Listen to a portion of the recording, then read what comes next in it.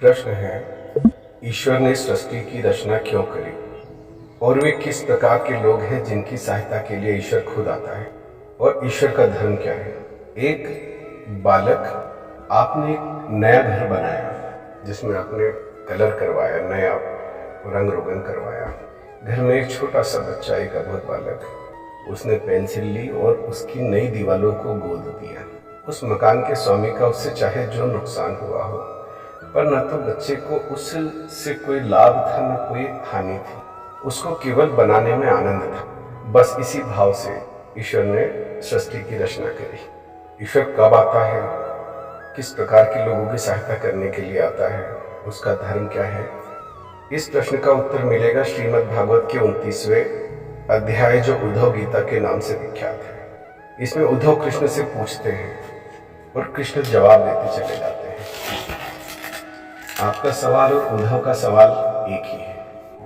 हे कृष्ण, आप पांडवों के मित्र थे, आप त्रिकालदर्शी थे, पर आपने मित्रता कहाँ निभाई? आपने युधिष्ठिर को जुआ खेलने से क्यों नहीं रोका? नहीं रोका कोई बात नहीं, पर आप चाहते तो युधिष्ठिर जीत सकते थे।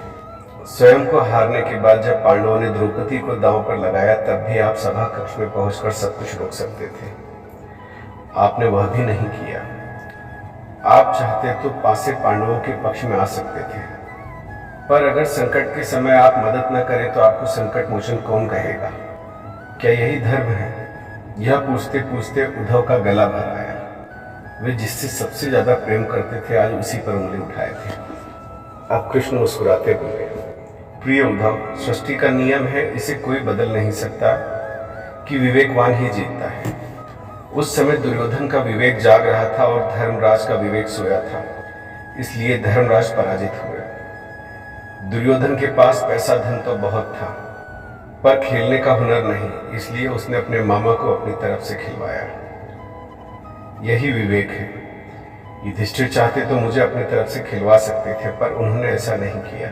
चलो कोई बात नहीं, पर विवेक शून्यता की अति तो यह है कि उन्होंने मुझसे प्रार्थना की मैं भीतर ही ना आऊं, जब तक कि मुझे बुलाया न जाए।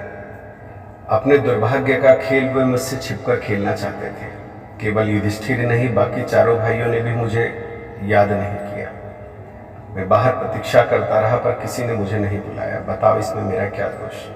उद्धव बोले, अंत में आपने बिना बुलाए ही तो हस्तक्षेप किया, वो भी तब जब द्रौपदी लगभग अपना शील खो चुकी थी।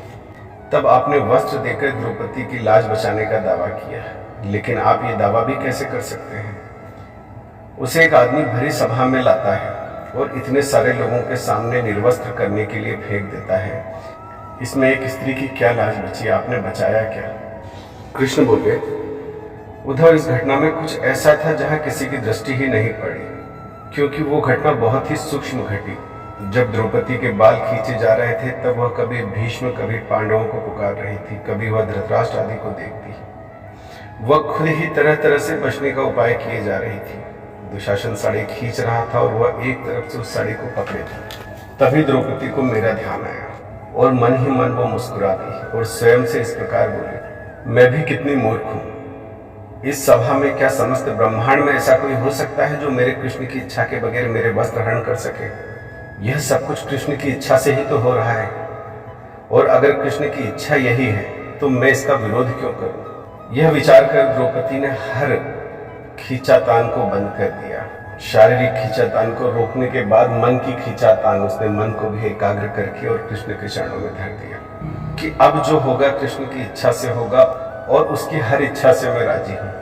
हे उद्धव, जब तक द्रौपदी करता थी तब तक वह भोक्ता बनी रही, पर जब उसने माना कि सब कुछ मेरे द्वारा ही होता है, तब मुझे अपना ईश्वर धर्म त्याग कर उसकी सहायता को जाना पड़ा। जब किसी का समर्पण प्रेम इस स्तर तक आ जाता है तो मैं सृष्टि के सारे नियमों को बदल देता हूँ। मैंने वही किया। आगे उद्धव बोले, इसका अर्थ आप उसकी सहायता नहीं करोगे जिसका आपके प्रति समर्पण नहीं होगा। कृष्ण बोले, न तो मैं सृष्टि को चलाता हूँ, न मैं इसमें हस्तक्षेप करता हूँ, मैं केवल साक्षी हूँ, मैं केवल देखता हूँ। उद्धव बोले, वाह कृष्ण, इसका अर्थ आप हमारे नजदीक रहकर हमारे सारे दुष्कर्म देखते रहेंगे। हम पाप करेंगे और आप देखेंगे। आप क्या चाहते हैं, हम पाप की गठरी बांधते रहें और उसका फल भोगते रहें? उद्धव के यह शब्द उलाहना से भरे थे। कृष्ण बोले, तुम शब्दों के गहरे अर्थ को समझो उद्धव। अगर तुम मानोगे कि मैं देख रहा हूं तो तुमसे पाप होगा ही नहीं। धर्मराज अज्ञान के कारण यह मान बैठा कि मेरी जानकारी के बगैर जुआ खेला जा सकता है। अगर वो मुझे मानते कि मैं वही हूं तो यह सब होता ही नहीं।